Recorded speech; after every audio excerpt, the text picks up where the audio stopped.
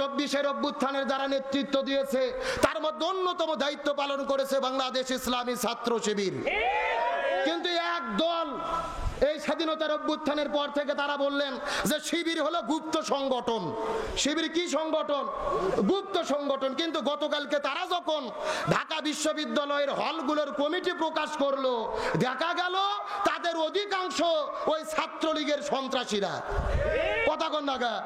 তার মানে ওরা শিবিরকে বলেছে গুপ্ত, আর আমরা দেখতে পাচ্ছি ওরাই হলো আসল গুপ্ত। কথা কন না? তার মানে ষড়যন্ত্র করে কোনো লাভ হবে না। এই যে 1 বছর পূর্তি পালন হয়ে গেল, ইসলামী ছাত্র শিবির জুলাইকে নিয়ে যত সুন্দর সুন্দর প্রোগ্রাম করেছে, এত সুন্দর প্রোগ্রাম কোন সংগঠন করতে পারেনি। সরওয়ার্দী উদ্যানে কালচারাল ফেস্ট করেছে, ঢাকা বিশ্ববিদ্যালয়ের জুলাইয়ের ইতিহাস নিয়ে টিএসসি চত্বরে অনুষ্ঠান করেছে, এমনকি আল্লামা সাইদি, মতিউর রহমান নিজামী এই মানুষগুলোর ছবি তারা টাঙিয়ে ওখানে প্রকাশ করে দিয়েছিল, যাদেরকে অন্যায়ভাবে বিচারিক হত্যাকাণ্ড করা হয়েছে। তখন বাম সংগঠনের নাম দিয়ে তারা যাইয়া সাইদি সাহেবের ছবি ওখান থেকে খুলে ফেললো। তারা বলল যে আল্লামা সাইদি নিজামী হলো রাজাকার।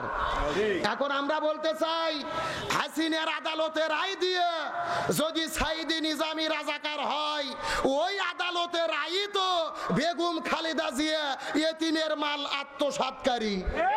কথা কন না? ওই আদালতে রায় দিয়ে তারিখ জিয়া 21শে আগস্ট গ্রেনেড হামলার আসামি। ওই আদালতে রায় দিয়ে শহীদ প্রেসিডেন্ট জিয়াউর রহমান পাকিস্তানের চোর, তার খিতাব শেষ করে দিয়েছে ওই হাসিনা। তার মানে কি কথা বলেন? জামাতের বিরুদ্ধে যদি লাগেন, ঘুরে ফিরে সেই রায় আপনাদের বিরুদ্ধে যায়। এই জন্য শিবিরকে ধন্যবাদ দেই, তারা বুদ্ধিভিত্তিক চূড়ান্ত জবাব দিয়েছে।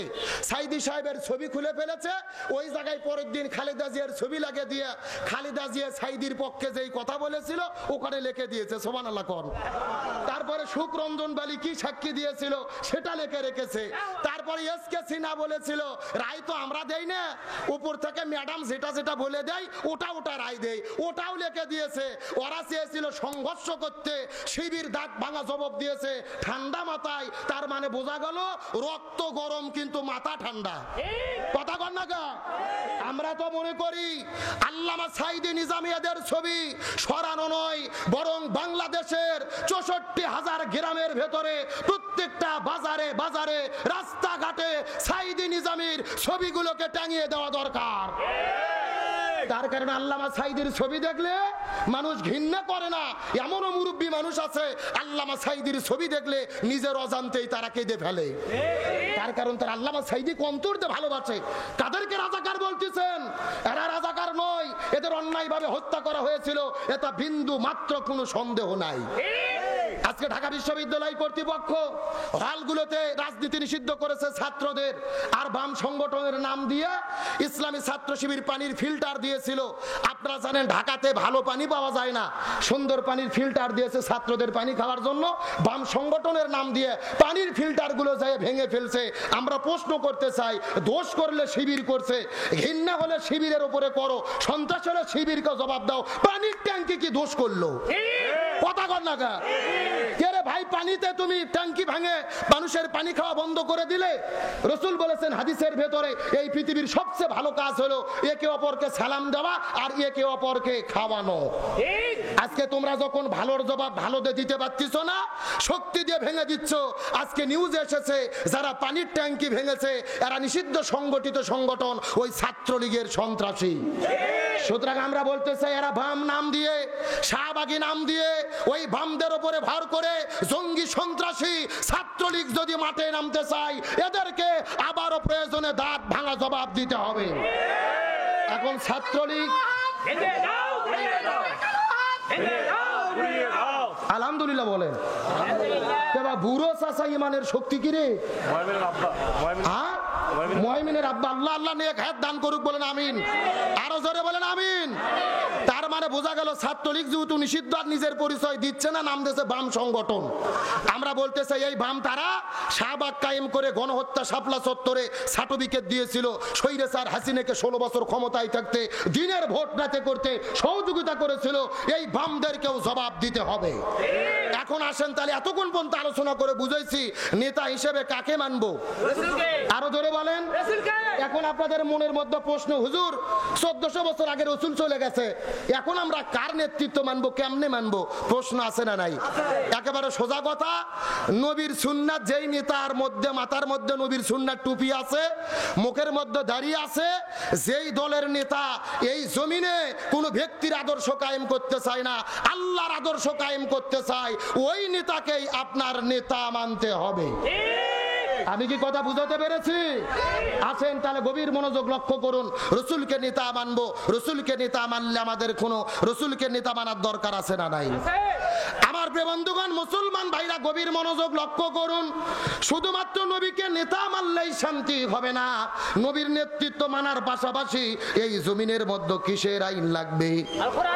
আরো জোরে বলেন। কথাগুলো সুন্দর করে বোঝার চেষ্টা করবেন। আমাদের নবী 17 বছর বয়সের ভেতরে এই জমিনের মধ্যে একটা দল গঠন করেছিল, যেই দলের নাম হলো হিলফুল ফুজুল। কি নাম বললাম? কথাগুলো সুন্দর করে বোঝার চেষ্টা করবেন। 17 বছর বয়সের ভেতরে এই জমিনের মধ্যে হিলফুল ফুজুল নামক দল গঠন করার পরে 17 বছর থেকে শুরু করে 40 বছর পর্যন্ত নবীজি 23 বছর ধরে এই জমিনের মধ্যে চেষ্টা করেছে শান্তি কায়েম করার জন্য, কিন্তু নবীজি শান্তি কায়েম করতে পারলো না। কথাগুলো সুন্দর করে বোঝার চেষ্টা করবেন। 17 বছর থেকে শুরু করে 40 বছর পর্যন্ত নবীজি 23 বছর ধরে চেষ্টা করলেন, কিন্তু জমিনের মধ্যে শান্তি কায়েম করতে পারলো না।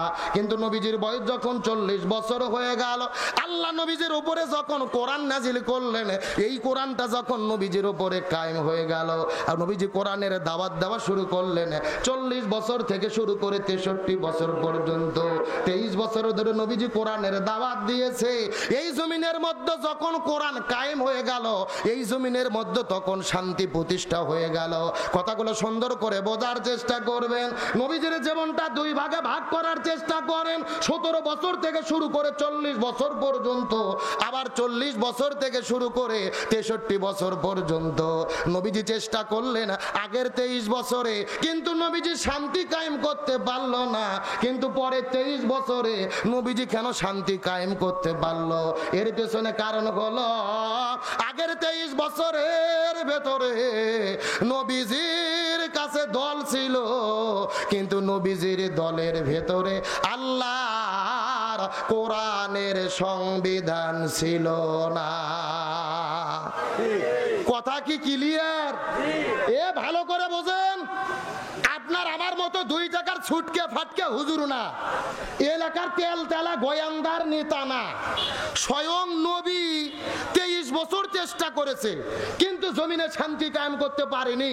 কারণ তখন নবীর দল ছিল, নবীর দলে কোরআনের সংবিধান ছিল না। তার মানে বোঝা গেল স্বয়ং নবী হইয়া তার দল দিয়ে যদি কোরআন ছাড়া শান্তি কায়েম করতে না পারে, এই বাংলাদেশে যতগুলো দল শান্তি কায়েম করতে চাচ্ছে, ওই দলের দ্বারা শান্তি কায়েম সম্ভব নয়।